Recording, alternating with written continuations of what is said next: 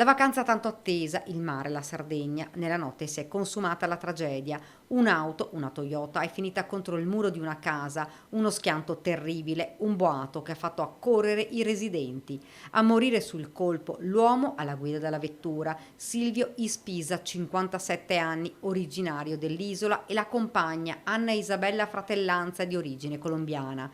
Feriti gravemente i figli della donna di 7 e 12 anni e li trasportati in ospedale a Sassari con diversi traumi e fratture.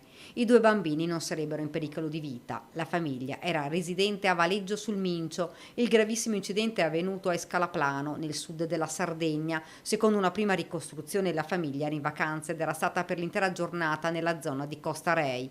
Poi il rientro in tarda serata e il drammatico incidente, le cui cause sono al vaglio dei carabinieri. Sul posto anche i vigili del fuoco e gli operatori del SUEM 118. Nulla da fare per i due adulti morti all'istante. I corpi sono all'obitorio del cimitero del paese a disposizione del medico legale. Stabilizzati ed elli trasportati i due minori sotto osservazione in ospedale. La comunità è sgomenta per la tragedia avvenuta il primo giorno di vacanza di Silvio nel suo paese dopo tanto tempo, ha spiegato il sindaco di Escalaplano, Marco Lampis. Silvio era un emigrante a Verona e da tantissimo tempo era partito con i genitori, qui è rimasto solo un fratello. Mi hanno riferito che era felice per questa vacanza, ma purtroppo è arrivata inaspettata la tragedia che ha spezzato in due la famiglia, alla quale va l'abbraccio mio e di tutto il paese. Sotto shock anche la comunità di Valeggio del Mincio, che ha preso la notizia in queste ore.